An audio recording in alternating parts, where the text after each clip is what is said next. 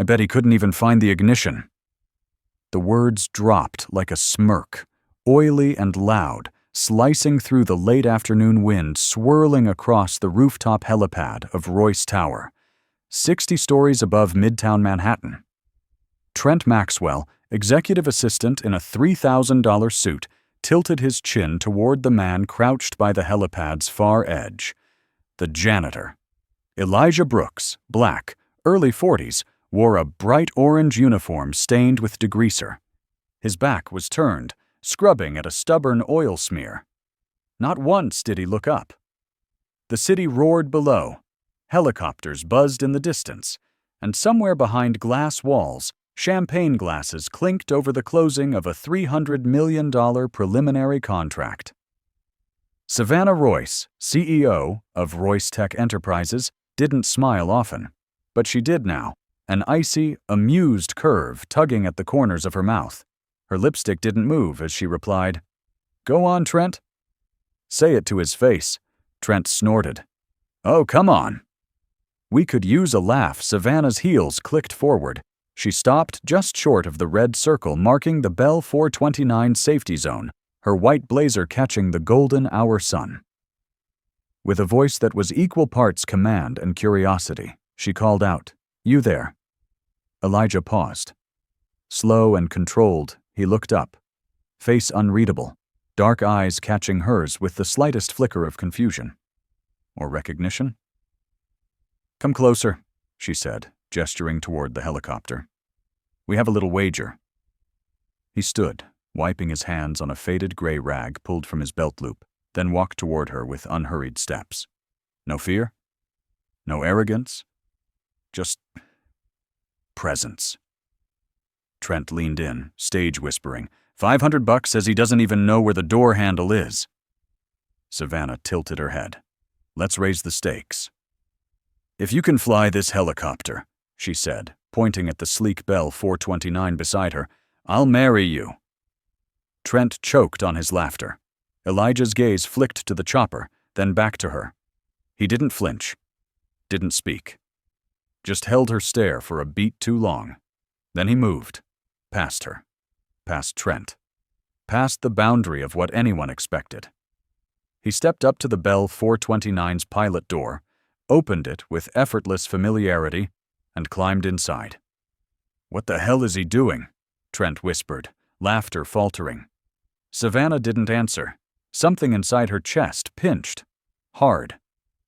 The wind caught her hair as she took one step closer. Inside the cockpit, Elijah sat down and strapped in like he'd done it 1,000 times.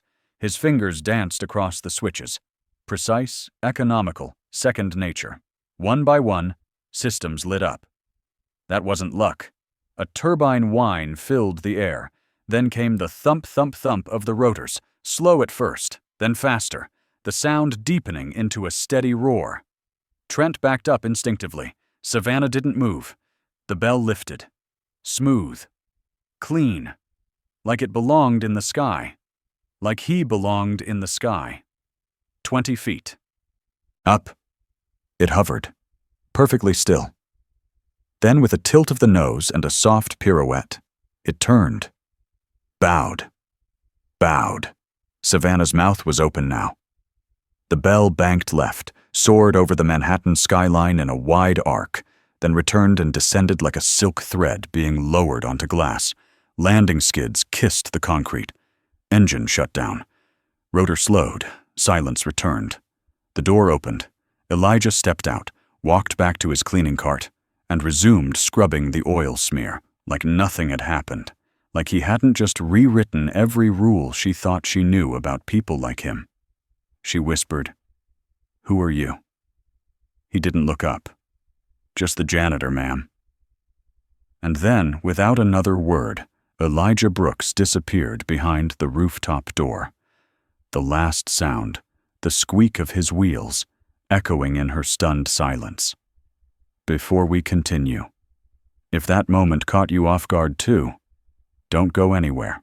You'll want to stay until the end, because this isn't just about a janitor or a helicopter. It's about what we all miss when we don't look past the surface. Subscribe, hit that bell, and let's keep going. Savannah Royce stormed back into her penthouse office, wind-whipped and breathless. The faint echo of rotor blades still thundered in her ears, but the rooftop was silent now. He was gone. She didn't see him leave. No goodbye, no demand, no flex. He'd just vanished. "Get me security." "Now!" she snapped, slamming the glass door behind her. Trent trailed in moments later, looking less smug and more shaken. "You saw that, right?" he said, still catching his breath. "That wasn't just—" "Shut up," she said. Her intercom buzzed. "Miss." "Royce, line 3. It's Chairman Ellison." Savannah's jaw tightened.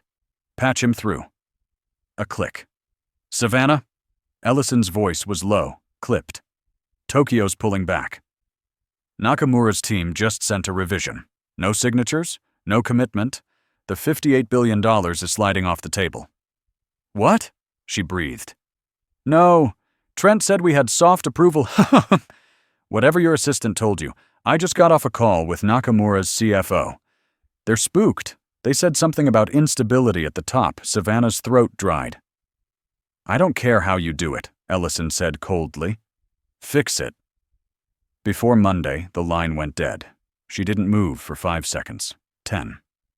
Then she turned to Trent. "Get me everything we have on Elijah Brooks."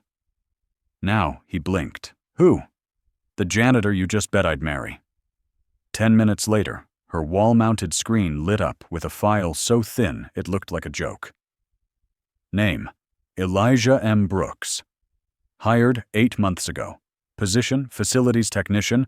Grade C address: South Bronx. Previous employment: self-employed, logistics and transport. References: none. Background check: clean, no priors, no flags, no credit issues. Notes: perfect attendance, 0 write-ups, invisible. "This can't be it," she muttered. "That's what HR sent," Trent replied. "He clears all protocols. You're the one who insists we don't waste time vetting blue badge staff. Remember, don't start," she snapped. She leaned in, scanning the lines. No mention of military service. No pilot license. No certifications. No LinkedIn. No digital footprint. He wasn't just off the grid. He was never on it. She clicked through tabs like a surgeon dissecting flesh. Security logs? Access card pings. Janitorial areas only. No restricted zones. Security cams? He avoided everyone like he'd memorized blind spots. "What the hell?" she whispered. "How did he do that?" Trent offered a weak smile. "Maybe he watched a lot of YouTube." Savannah glared at him. "No, seriously, maybe he's one of those prodigies." He shrugged. "Some guys fly drones for fun. Some get obsessed with helicopters. You'd be surprised what people teach themselves these days." She didn't blink. "No one pirouettes a multi-million-dollar aircraft unless they've worn the uniform." Then something flickered across her mind. She swiveled to her desk console. Flight roster, Thursday. Her personal pilot, Gavin Wright, wasn't on the log. She opened his personnel file. The most recent update? Family emergency. Gavin's son suffered head trauma from a bicycle accident. Hospitalized last night. Emergency leave approved this morning. Coincidence? Savannah stared at the timestamp. Exactly 2 hours before the rooftop stunt, her fingers tightened around the edge of the desk. "Trent?" she said slowly. "Who authorized Gavin's leave?" He glanced down at his phone. Looks like the request came through HR. Approved by me." "What?" "I mean, you weren't available, and the report was urgent." "Gavin called in, said it was his son. I cleared it." Savannah stood, eyes burning into him. "So the day our $58 billion deal collapses, my personal pilot bails last minute, and a janitor magically steps into his seat. And you're telling me you don't see a problem?" Trent shifted his weight. "It's just a coincidence." "Right?" But Savannah wasn't listening. She was already pulling up hangar surveillance. Rewind. 3:42 p.m. Gavin walking toward the elevator, a duffel bag in hand. Alone. 3:45 p.m. Elijah enters from the opposite side, head down, pushing a mop bucket. 3:46 p.m. The footage glitches, scrambles, freezes. 3:48 p.m. Elijah gone. Mop bucket still rolling. Her blood turned to ice. Pull all tower camera footage from the last 24 hours. I want every hallway, every stairwell, every person Elijah Brooks walked past. And I want it in the next 30 minutes, Trent hesitated. Isn't this overkill? She looked at him, voice low and lethal. I run the most secure tech corporation on the eastern seaboard, and a man just walked into my hangar, flew my helicopter, and disappeared like smoke. This isn't overkill. This is... War Trent swallowed. Savannah turned back to the screen, Elijah's name still glowing at the top. 8 months of perfect silence, 0 footprints. But today, he flew, and she had no idea where he came from, or what he was really here to do. 5 flights, no elevator, 1 busted knee. Elijah Brooks climbed in silence, shoulders hunched, uniform damp from the walk home. The peeling stairwell walls of the South Bronx building told stories of their own. Graffiti, old eviction notices, and the quiet resignation of forgotten neighborhoods. He reached Unit 5C, rested his palm on the door before opening it. "Daddy?" A soft voice called out from the living room. A moment later, a girl appeared in the doorway, feet bare on the old linoleum. Imani, age 9, black, braided hair, t-shirt 2 sizes too big with a NASA logo, eyes too knowing. She ran to him, arms wrapping around his waist. He knelt to hug her tighter. "I brought noodles," Elijah murmured, holding up a paper bag. "Did you talk to Miss Garcia this time?" she asked, hopeful. "She said we might get the science kit if we—" "I did. She said maybe next week Imani didn't protest, just nodded and took the bag." Elijah watched her skip off toward the kitchen table, where cardboard, wires, and old AA batteries lay scattered across a half-finished science project. He exhaled. The apartment was small. 2 rooms. No heat, unless you kicked the radiator just right. But it was home. And most importantly, it was safe. Elijah peeled off his orange janitor shirt, revealing a thin white tee beneath, sweat-stained and old. He turned toward the shelf above the tiny kitchen counter. A photo frame. Slightly cracked. In it, a younger Elijah wearing full Air Force uniform, grinning, arms slung around a smiling woman holding a newborn.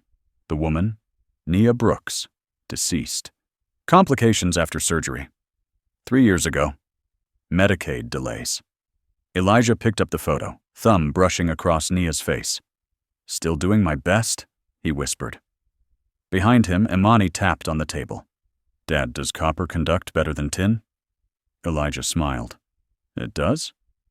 Okay, then I gotta switch out this wire." She squinted at the tangled mess, tongue poking out in concentration. "Miss, Ruiz said I can still enter the district fair if I finish by Friday."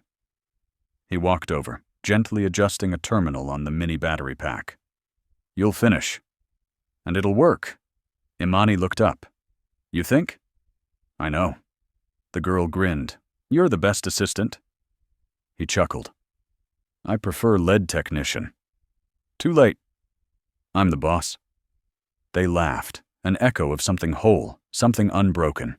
But as Imani turned back to her work, Elijah's smile faded. He walked into the tiny bedroom. Inside, everything was meticulously organized.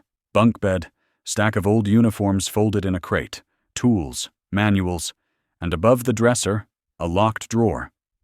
He opened it. Inside sat a dog tag, polished. AE.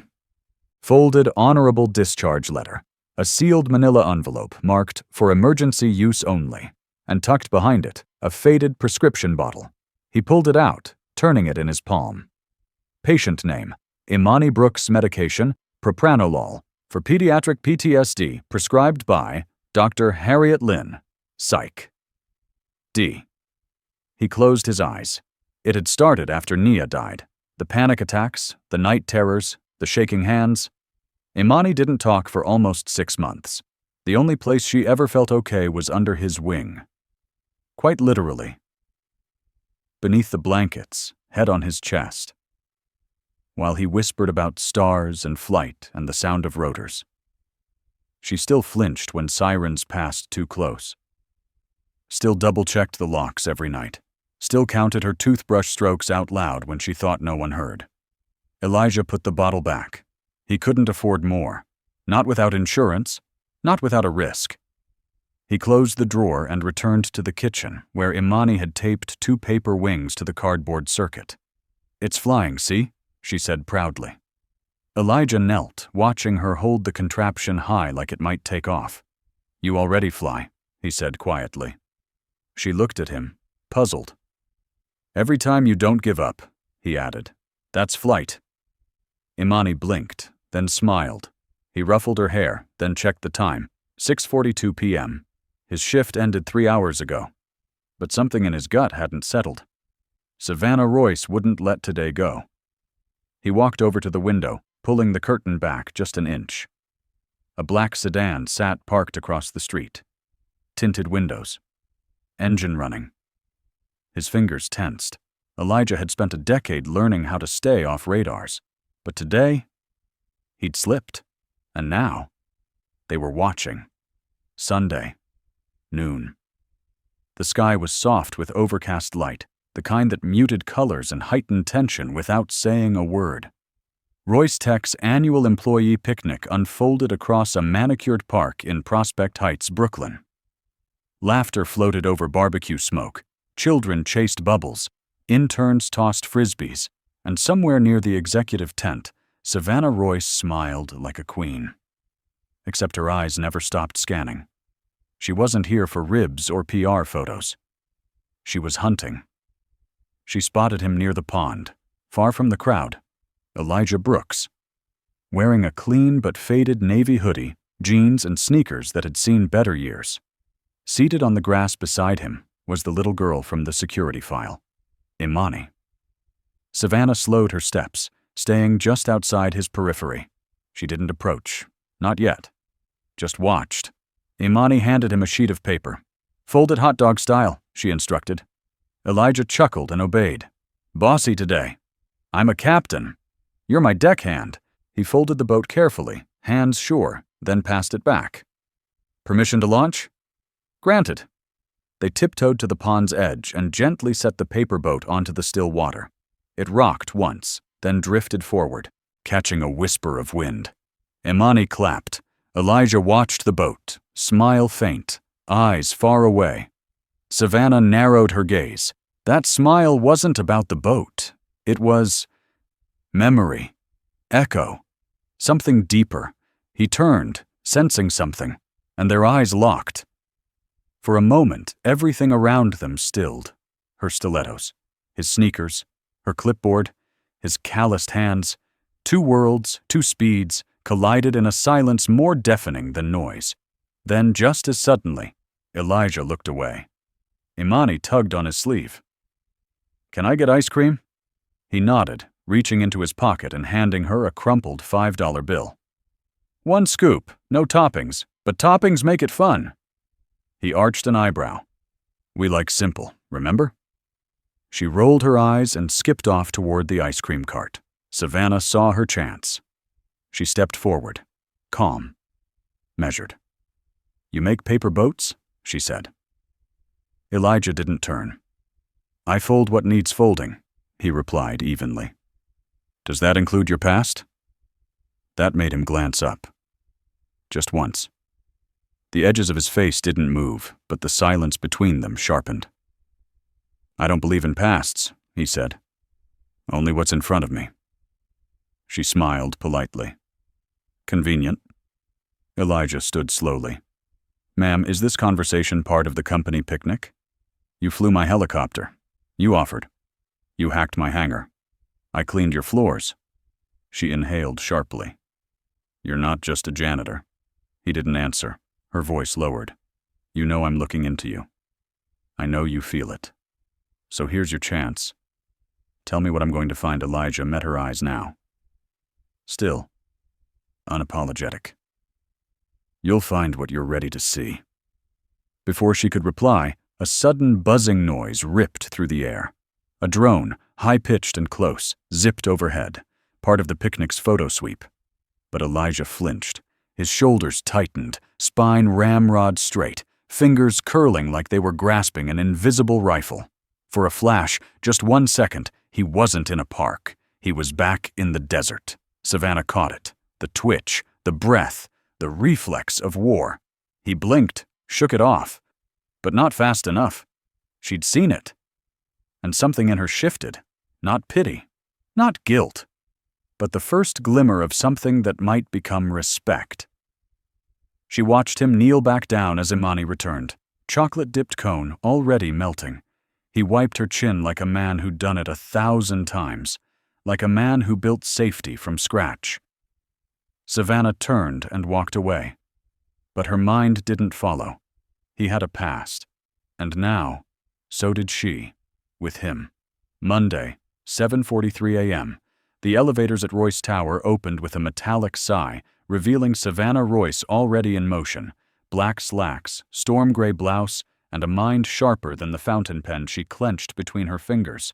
She bypassed her assistant, ignored the 3 flagged emails from Tokyo, didn't stop until she reached Janitorial HQ, basement level, past boiler rooms and breaker panels. No knock. She pushed open the heavy door. Elijah Brooks stood alone at the sink, rinsing out a mop bucket. Steam curled upward. The scent of bleach and metal clung to the air. He didn't turn around. "I figured you'd come," he said. Savannah closed the door behind her, heels echoing across the tile. "I need you to fly me to someone," she said. "A man named Kazuo Nakamura." His hands didn't stop moving. "The founder of Nakamura Global?" "Yes. Last I heard, he disappeared after a board fallout 5 years ago." "He didn't disappear. He went off-grid," she said. "He's living in isolation in northern British Columbia. No roads, no signals, just a private airstrip. No pilot on my roster can handle that terrain. But you can." He finally turned, eyes tired, face unreadable. "Why me?" he asked. She answered without pause. "Because I've seen you fly. And because the deal depends on it." Elijah dried his hands. "You want me to smuggle you into the Rockies? I want you to take me to a dying man who holds the final say in a $58 billion merger." He raised an eyebrow. "And in return?"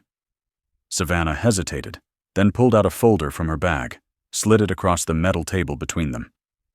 Elijah opened it. His breath hitched, just slightly. Inside, a medical trust in Imani's name. Private insurance valid in all 50 states. Full dental, vision, mental health. Educational stipends through college. Emergency evacuation coverage. No expiration. No premiums. No catch. He closed the folder. "Why?" he asked. "Because I can't afford to lose Nakamura. And because Imani deserves more than Band-Aids and borrowed hope." Silence. A janitor and a CEO, standing beneath flickering fluorescent lights, divided by income, by history, by everything. "I swore I'd never fly again," Elijah said finally. Savannah nodded. "I know. I swore I'd never be bought. This isn't buying. It's trading." He stared at the mop bucket, then at her. "You think you know what you're asking?" "You don't." "Maybe not," she said. "But I'm still asking." He paced once, tight, like coiled steel trying not to snap.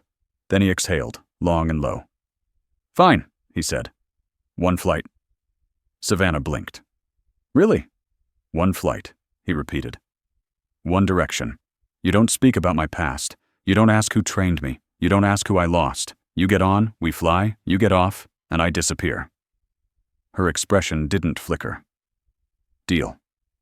Elijah leaned forward, voice low. "Don't change the terms mid-air, Savannah. I'm not a man you can redirect." She held his gaze. "I don't need to redirect you," she replied. "I just need to trust you."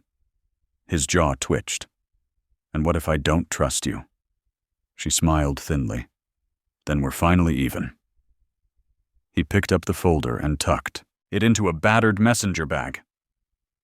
"I'll prep the flight plan tonight. We leave in 48 hours. Wheels up at 0600. You'll wear civilian gear, no cell, no signal, no questions." Savannah nodded. "And one more thing," Elijah added, hand on the door. She turned. "If I sense anything shady, any trick, any tale, you won't have to fire me." She raised an eyebrow. "You'll walk?" He smiled for the first time. "No, I'll vanish. And you'll never see that mountaintop outside the janitor's office." Savannah paused against the concrete wall. Her pulse was racing. She'd gotten what she came for, but not without cost. Because somewhere deep in her gut, for the first time since she took over the company, she wasn't sure who was really in control. And worse, she didn't mind. 1:57 a.m. The private hangar outside White Plains, New York, was swallowed in darkness. A single floodlight glared against the frozen tarmac. Inside the Bell 429, matte gray, stripped of logos, Elijah Brooks sat in the pilot's seat, fingers ghosting over the controls like they were bones of something once alive. Across from him, Savannah Royce adjusted the straps of her harness, jaw tight. "Did you file with FAA?" she asked, trying to sound composed. "I filed with God," he said. And then he throttled up. 2:02 a.m., the rotors screamed to life. They lifted into the air just as the first gust of wind howled across the field, a ragged scream from the edges of a brewing northeaster. By 2:09 a.m., they were inside it. The snow came sideways, thick, merciless, like handfuls of glass shards thrown by an angry sky. The windshield blurred white. The altimeter trembled. Savannah's tablet went dark. "You can't see anything!" she yelled. Elijah didn't flinch. His hands moved with surgical precision, tilting, correcting, throttling back, then surging forward like he was dancing with the wind. "This is suicide!" she shouted over the roar. "Only if you panic!" The aircraft dropped, suddenly, like a fist had punched it out of the air. Savannah screamed, her body wrenched against the harness. Warning alarms blared. Ice began to web over the side windows. "Why aren't we turning back?" she snapped. "Because the mountain doesn't move," Elijah said calmly. She turned to him, and for the first time, really looked. His eyes weren't scared. They were locked in, like a sniper, like a monk, like a man who'd already made peace with gravity. This wasn't a janitor flying a helicopter. This was something else. 2:14 a.m. lightning streaked below. The aircraft shook violently. Savannah clutched the armrest until her knuckles burned. She was shaking now, not from cold, from fear. Her breath grew sharp, chest rising too fast. She couldn't catch it. She couldn't. "Elijah!" she gasped. He turned, saw her eyes wide, breath ragged, hands trembling. She was unraveling. He reached across, pressed one hand over hers, firm but steady. "Savannah," he said quietly. "Look at me." She did. "I've got you." The words cut through the chaos like a blade through ice. She stared at him, chest still heaving. But the panic slowed. Not because the storm eased, but because she finally believed him. For the next 7 minutes, she said nothing. Just watched him. How his hand seemed to anticipate turbulence before it hit. How he whispered under his breath like he was praying or remembering. How his entire body became the aircraft, not resisting it, becoming it. 2:23 a.m., they breached the edge of the storm. The snow thinned. Clouds parted like curtains, revealing a frozen world below. Peaks sharp as knives, valleys swallowed in white. And then, like magic, there it was, a narrow airstrip carved between two ridges, lit only by a string of flickering runway lights. Elijah began descent, and Savannah, speechless, watched him bring the machine down with the grace of a falling feather. Touchdown, 2:29 a.m. The Bell 429 kissed the ice-slick tarmac. No bounce, no drag, just a perfect, impossible landing in the middle of nowhere. The rotors slowed. Silence reclaimed the world. Savannah exhaled, didn't realize she'd been holding her breath. She turned to him. "You weren't flying that chopper," she said. Elijah unbuckled his harness. "No." "You were wearing it." He didn't smile, just opened the door. Welcome to Kazuo Nakamura's exile. She hesitated, then followed him out into the frozen dawn, her boots crunching beside his, and somewhere between fear and flight. She knew something had changed. She wasn't sure what, but she trusted him now, and that scared her more than the storm ever could. 3:08 a.m. The house was old but elegant, cedar wood and snowdrift, nestled deep within the forest, like it had grown from the mountain itself. Kazuo Nakamura, 76, answered the door himself. No staff, no guards, no ceremony. Just a thick-knit cardigan, soft slippers, and eyes that had once commanded empires. He studied Savannah Royce from head to toe, then let his gaze settle on Elijah Brooks, noting the frost in his beard, the quiet in his stance. "I see you brought your compass," Kazuo said softly. Elijah nodded once. They stepped inside. The living room smelled of cedar and tea. No screens, no distractions, just shelves of old aviation manuals, photos of helicopters in war zones, and a fireplace glowing like an ancient heartbeat. Savannah stood straight. "Elijah said you wouldn't take a call," she began. "So I came." Kazuo didn't respond. She took a breath, clicked her tablet on. "I have projections, ROI breakdowns, market overlays." He raised a hand. "No numbers." "Not yet," she blinked. "But I know the numbers," he said. "They're not why I left." She hesitated, lowered the tablet. Kazuo walked toward the fire. "When I started Nakamura Global, I wasn't trying to become rich. I was trying to become useful?" He looked back. "Are you useful, Ms. Royce?" Savannah stiffened. "I saved this company from bankruptcy. I tripled our stock price. I brought in tech no one thought possible." "All true," he nodded. "But can your board trust you?" Silence. She glanced at Elijah, who hadn't moved, hadn't spoken. Kazuo watched her squirm. "Trust is more than results," he said. "It's knowing the person next to you won't jump when the altitude drops." She opened her mouth, but it was Elijah who spoke. One sentence. Low, steady, unshakable. "When the plan fails, you trust the pilot beside you." Kazuo turned slowly. His face shifted, something ancient stirring behind the wrinkles. He walked to Elijah, looked him in the eyes. "You flew tonight?" Elijah nodded. "In that storm?" Another nod. Kazuo studied him, then looked at Savannah. "You're smart. You're ruthless. But this man is the soul you're missing." He stepped to a landline phone sitting on a nearby table. Dialed. 3 rings. Then in Japanese, "Koreha jongso na ichongda. Enken wo shourin suru. This is Kazuo Nakamura. I approve the merger." Click. He turned back to Savannah. "Not because of your pitch," he said, "but because he trusts you." And with that, he walked out of the room. Savannah stood frozen, her hands shaking, but not from cold. She turned to Elijah. But he was already looking at the fire, distant, like he knew this part was over, and his part, too. 3:41 a.m. While snow settled on the rooftop of Kazuo Nakamura's sanctuary, thousands of miles south, the Manhattan skyline glowed with sleepless ambition. Inside the Royce Industries executive suite, Trent Maxwell stood alone in Savannah's office. The door was locked, her computer still logged in. He smirked. A few taps later, he uploaded the flight logs from the unauthorized Bell 429 departure. No flight plan filed, no clearance.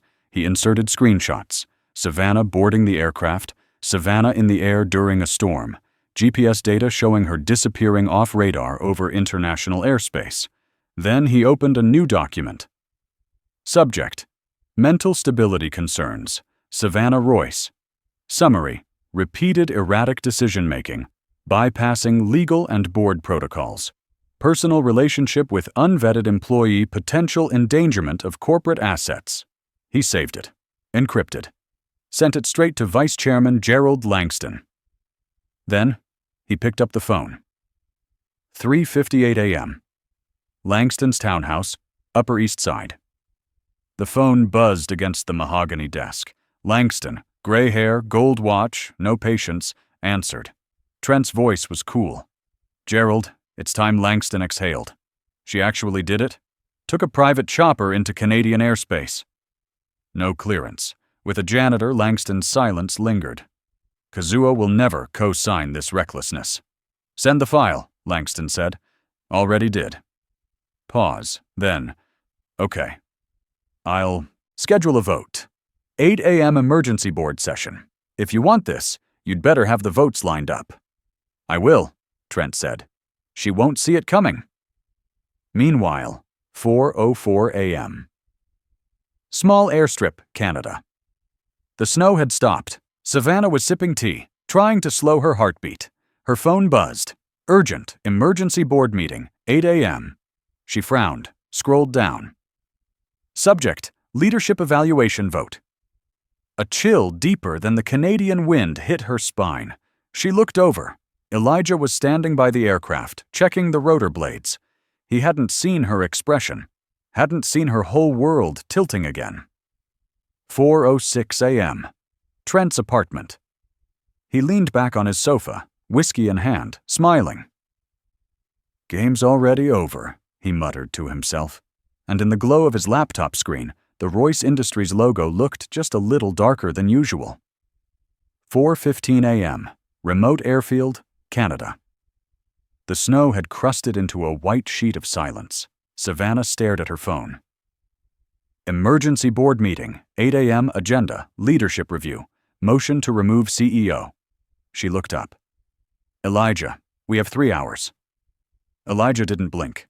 "Flight time's 4.5. Savannah's voice cracked. "Then we're out of time." He stared into the wind like it owed him something. Then quietly, "Not if we ride the jet stream." 4:23 a.m. Inside the Bell 429, Elijah was already buckling in, running pre-checks by instinct. Savannah froze. "You want to punch into the storm?" Again? Elijah's hands didn't stop moving. "Jetstream's moved. It's stronger. If we hit it right, it'll cut an hour, and if you miss?" He looked at her. "We don't." 4:41 a.m. in flight. The sky howled. This time, Savannah wasn't calm. The cockpit shook like a dying animal. Icy wind lashed the rotors. Her fingers clung to the armrest like a prayer. Elijah leaned into the controls, face stone cold. His eyes scanned the instrument cluster, barometer dipping, crosswinds wild. Savannah, through the roar. "Elijah, why are you like this? Why are you—" He cut her off, voice low. "My wife was a para-rescue medic." Savannah blinked. 2 years ago, joint rescue op in Panama. She was clearing civilians from a flooding zone. He adjusted altitude, tighter grip. She radioed for evacuation. I was flying the support bird Silence. She died waiting. The chopper never came. Savannah swallowed. "Why?" Elijah didn't blink. "Routing software glitch. Sent the second bird to the wrong quadrant. No override. The system thought she was safe." The words burned. "I buried her. Then I left the sky. Figured if a system could kill someone like her, maybe no one should fly under it again." Savannah's voice softened. "But now you're back." Elijah. "Only because you're not flying by the system." 5:01 a.m. Turbulence zone approaching jetstream entry. Elijah's eyes narrowed. "We're close." Savannah tapped into the cabin WIFI. She had to prepare. "Pull numbers. Get ahead of Trent." Something odd blinked on her screen. Subject, emergency board meeting, internal CC only. The timestamp was off. She leaned closer. The metadata showed it originated from her own account, but she hadn't sent it. Another email, same subject, but routed through a masked relay. Savannah's face went pale. "Elijah, something's wrong with the server." He flicked a glance. She ran a trace command, terminal screen blinking with raw code, embedded deep in the HTML, encrypted command string. Her breath caught. "Someone's been rerouting internal communications." Elijah. "Inside job?" Savannah. "Trent." She looked up, fire in her eyes. "He's been planting instability narratives for weeks. The chopper shook violently, wind shear. Elijah tightened his jaw. Hold that thought. Jetstream's here, 5:14 a.m. Jetstream entry. It was like entering a bullet tunnel. The helicopter shot forward, riding the natural high-altitude river of wind. Speed surged 60% over normal capacity, but the controls became twitchy, sensitive. Every nudge risked a spin-out. Elijah flew like he was dancing with the machine. Savannah clung to her seat, eyes wide. Outside, it looked like the sky was being torn in half, but Elijah was smiling, like a man back in his element. 5:39 a.m. Over Hudson Corridor, New York shimmered in the distance, alive, waiting, ruthless. They were ahead of time by 26 minutes. Savannah leaned back, breathing hard. You just gave us a chance. Elijah, you gave yourself one.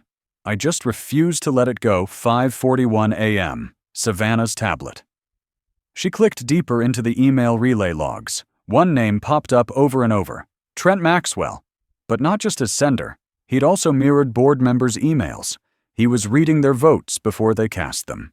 Savannah's hands curled into fists. This wasn't just betrayal. It was war. 6:03 a.m. Midtown Manhattan, Tanas. Royce Industries rooftop. The Bell 429 landed with surgical precision. Elijah powered down the rotors. Savannah was already on her phone, coordinating the boardroom entry. He turned to her, voice low, focused. I need two things. Savannah frowned. Now? Your master keycard and your admin password. She blinked. Why? Because if we walk into that meeting without proof, you'll lose everything. I know where he's hiding the skeletons. Just give me 15 minutes. Savannah hesitated. She'd never handed those over to anyone, but something in his eyes, the same calm that danced through jet streams and pulled her out of panic, made her nod. She slipped the card from her inner jacket, whispered the password. He was already gone. 6:10 a.m. Royce Data Core. Sub-level B3. Lights flickered across rows of humming servers. Security was light. Trent never considered janitors a threat. That had been his first mistake. Elijah moved, like he'd been here before. Because he had. He'd cleaned this floor for 6 months. Memorized which panels buzzed hotter, which tiles creaked. He slid open a vent under server node 48, crawled beneath, and connected a portable script injector to the diagnostic port. Lines of green code danced across the screen. He whispered to himself, Come on, come on. 6:14 a.m. Internal network. Savannah's admin credentials opened the floodgates. Elijah accessed the Mirrorbox archive, a shadow cache where Trent Maxwell had been funneling internal emails, vote logs, and sensitive board data using encryption wrappers disguised as routine backups. He wrote a custom redirect script, all data now rerouted to Trent's private vault, one he'd set up off-network, thinking no one would ever find. Elijah encrypted the package, compressed it, and triggered a transfer time-stamped for 6:18 a.m. Then he paused. Trap needed bait. He opened Trent's monitoring logs, selected 5 files, highlighted them as compromised, risk of exposure. He smirked. Come and get it. 6:18 a.m. Trent's office. Floor 53. Trent's console beeped. Alert, Mirrorbox breach. Unauthorized redirect triggered. He sat up, panic flooding in.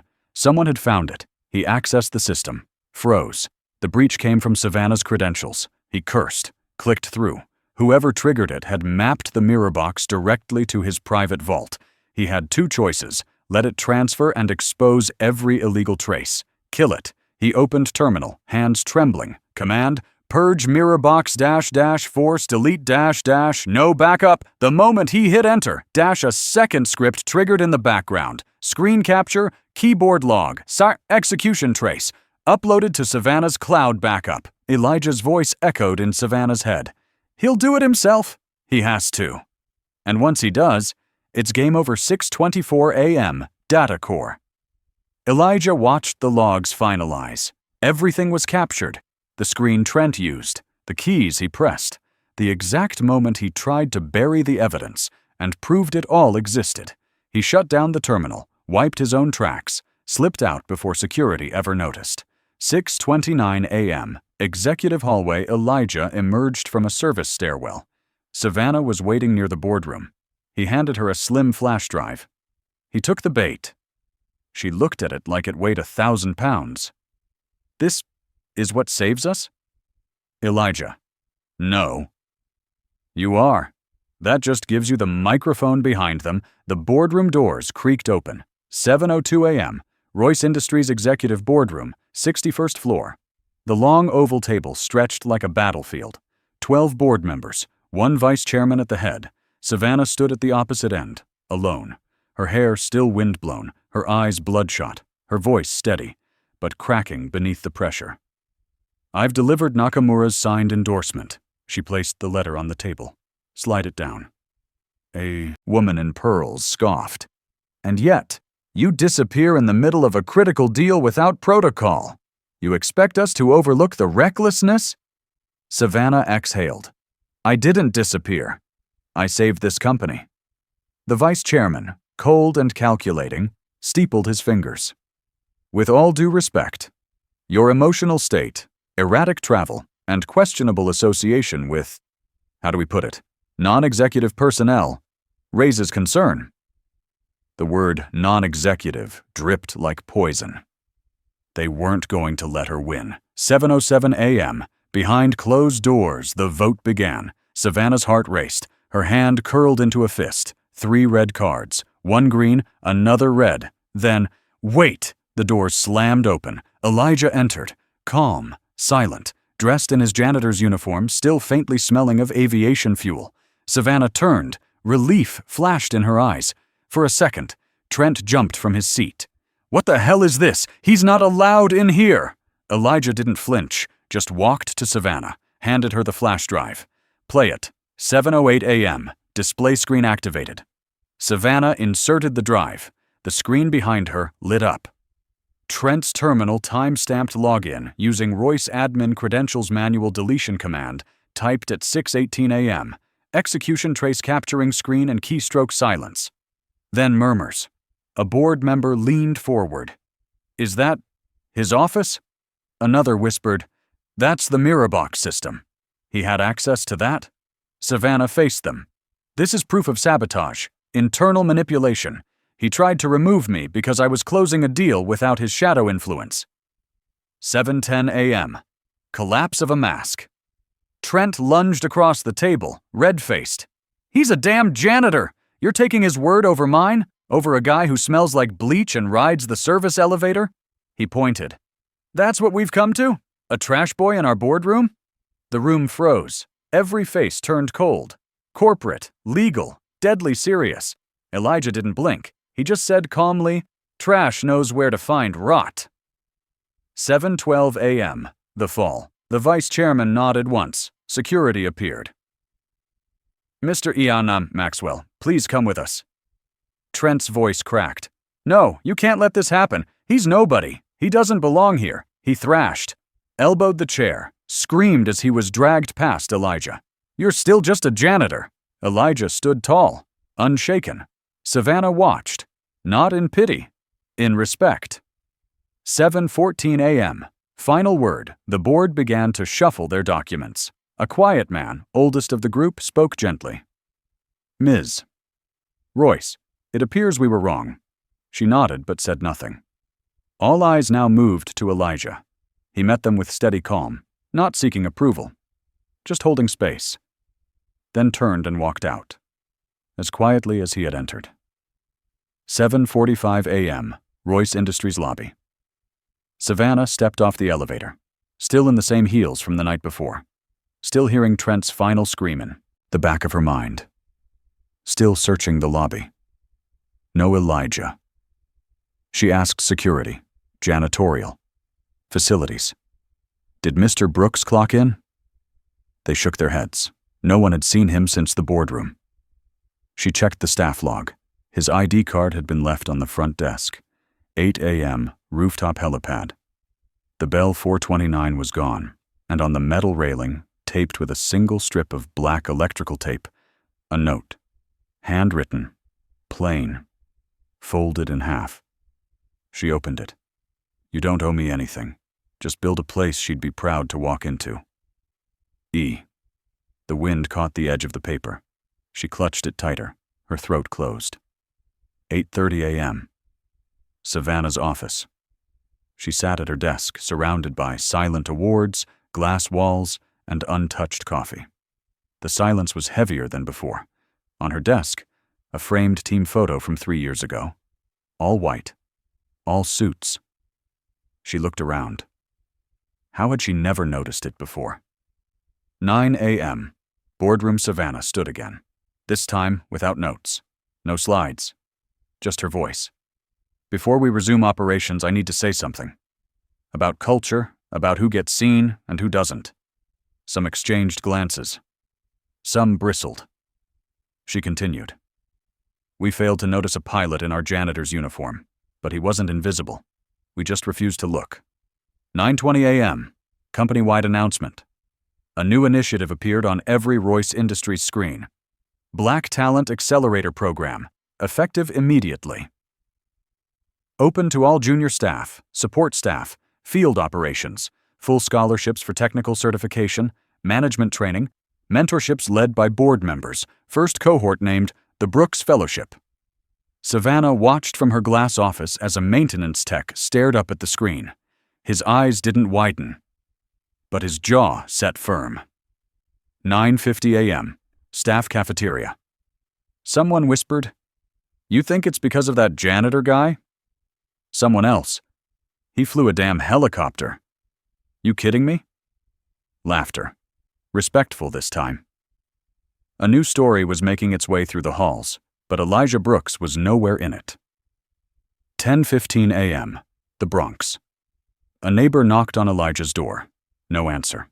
Inside, the apartment was tidy. The science project was gone from the kitchen table. On the fridge, a new magnet, Keep Her Flying. 11 a.m. Airport hangar, unmarked. A small girl in a bomber jacket stood beside her father. Elijah was in civilian aviation gear, quiet, focused. He adjusted Imani's backpack. She handed him her project, a miniature helicopter. He tucked it into his bag like a sacred item. 11:30 a.m. Skyward. As the twin propellers roared to life, Imani buckled in beside him. Elijah pulled his headset down. She grinned. He nodded. And they took off, vanishing into the morning haze, just a dot against the vast blue. Sunday, 4:42 p.m., Prospect Park, Brooklyn. There was a breeze, just enough to carry laughter. A paper airplane floated through the sky, curved, dipped, and landed, perfectly on a park bench. Elijah turned to Imani. "Wine's on your side today," he said. She laughed, a full, belly-deep laugh. One only a child who'd been held through darkness could give. They were seated under a wide sycamore tree. Imani had a sketch pad on her lap, drawing rotors with purple crayons. Elijah sat cross-legged beside her. Still, watchful. No uniform. No badge. Just a man. And his daughter. And the sound of leaves. Across the park, Savannah watched them for a full minute before stepping forward. She wasn't in heels, no suit, just flats, jeans, and a simple gray sweater. Elijah noticed her. His eyes narrowed slightly. Not with suspicion, with memory. She didn't wave. She sat, a short distance away. Enough to not intrude, close enough to be seen. Imani looked up, big, curious eyes. Savannah smiled. Imani pointed at her. "Daddy, that's the lady from the roof." Savannah blinked, shocked, she remembered. Elijah chuckled softly. "That's her, all right." A pause. Then, Imani stood and walked over. She looked up at Savannah and said with complete sincerity, "My daddy fixes things." Savannah's throat tightened. She crouched down to Imani's level. "Does he?" Imani nodded. "He fixed my friend's drone. And he fixed my nightmares." Then she scampered back to her sketch pad. Savannah turned to Elijah. "I need someone who can fix people." His face didn't change. She sat beside him. Careful. Respectful. Not as a pilot, not as a janitor, but as someone who sees what others don't. He stayed silent. I want to build something permanent. Something that lasts longer than a headline. Still nothing. So she tried the truth. Elijah, I didn't see you. Not really. But I do now. And I need help to make sure I never miss someone like you again. He looked at her. For the first time, without armor. She pulled out a folder. Human Dignity Program. Full autonomy, full budget. One mission, find the ones we overlook and elevate them. She placed it beside him. Didn't push it. Didn't plead. Just waited. Elijah flipped it open. Imani leaned over and pointed at one page. That's the same logo from the building. He smiled, then looked at Savannah. I'll do it. Not because she asked, but because his daughter had drawn a new picture. A helicopter hovering above a building, with the words, "Let them fly. Monday, 10 a.m., Royce Industries, Lower East Campus." For the first time in years, the conference room wasn't filled with executives. There were no ties, no padded jargon, no false praise, just janitors, mailroom clerks, cafeteria workers, and maintenance techs, all seated in rows, all quiet, all watching one man. Elijah Brooks stood at the front, in a simple navy jacket, no badge, no title, just his voice. Raise your hand if you've ever trained someone who got promoted above you. Half the room raised their hands. A chuckle rippled through. Painful. Familiar. He nodded. Raise your hand if you've been called just anything. Just a janitor. Just security. Just kitchen. Hands rose again. Elijah paused. Let the silence land. Then, starting today, that stops. 10:20 a.m. Breakout rooms. The program was called Rise. Each table had a mentor. Engineers, designers, data analysts, volunteers from within. But the learners were support staff. One woman from the laundry department leaned over a circuit board.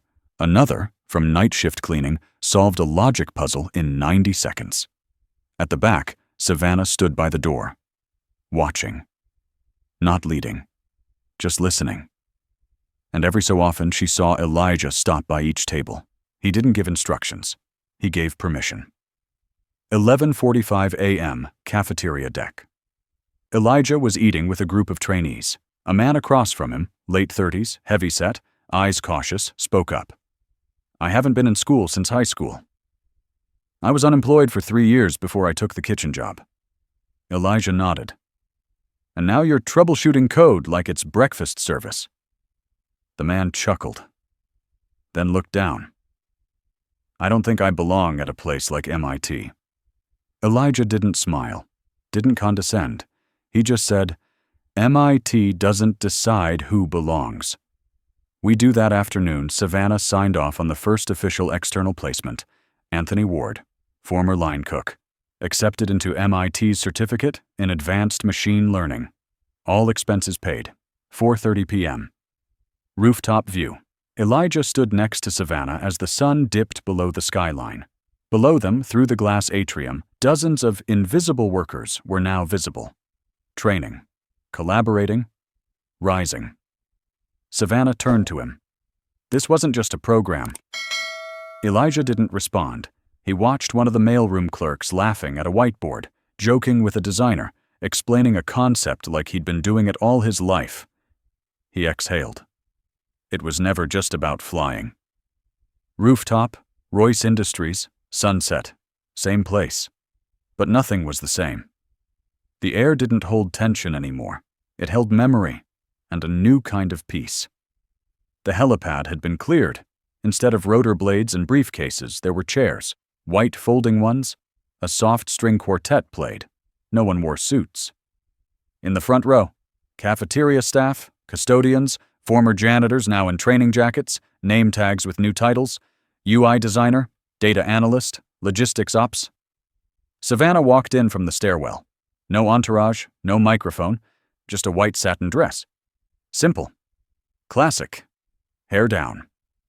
Elijah stood facing her, in a dark blue suit. No tie, a silver pin on his lapel. A helicopter, with wings flared wide. His hands were folded behind him, posture straight but unpretentious. Between them, holding a velvet ribbon, was Imani, in a white lace dress with her signature beaded braids, and in her other hand, a paper airplane. "You came back," Savannah whispered, eyes glassy. Elijah nodded. "You knew I would." "I made a bet once," she said, half laughing. "I owe you." He smiled, genuine, soft, so rarely seen. "You already paid it." 3 weeks earlier, Savannah had visited the Bronx again, not to offer, but to ask. She stood in his doorway like she had at that rooftop, pride swallowed, hands empty, voice quiet. "I want you beside me." "As what?" Elijah asked. She didn't hesitate. "As my partner. In rebuilding more than just a company." He glanced over to Imani, who peeked from behind the hallway corner. She gave a tiny thumbs up. Back to the rooftop. Savannah and Elijah stood under soft dusk light. There was no officiant, only a circle of witnesses. Imani stepped forward. From her dress pocket, she pulled out a small folded note. "I wrote something," she said. "Daddy said it's okay." She unfolded it, cleared her throat. "This is what I saw before the world did." She pointed at Elijah. He flies. Then at Savannah. She sees. Then at the crowd. "And now you all do too." Applause, not thunderous, but honest. The ceremony was brief. There were no rings, only a handshake, a promise. And Elijah's final words: "Love doesn't announce itself. It lands where it's earned." Later that evening, Rooftop Edge Savannah stood alone, barefoot now, watching the skyline light up. Elijah approached. In his hand, 2 flutes of sparkling apple cider. He handed her one. "You scared?" he asked. She looked out. "Terrified." He nodded. "Good. That's when you're doing something real." She turned to him. "What do you think they'll say about you?" He took a sip. "Hopefully. Not much." Pause. "But if they do," he looked at the helipad beneath their feet. "I hope they say I didn't just fix helicopters." He looked her in the eye. "I repaired what the world forgot. Dignity." On the rooftop, the guests linger. Laughter, small dances, warm light. In the far corner, Imani launches her paper airplane again. This time, it soars. Past the edge, into the skyline, and disappears into golden twilight.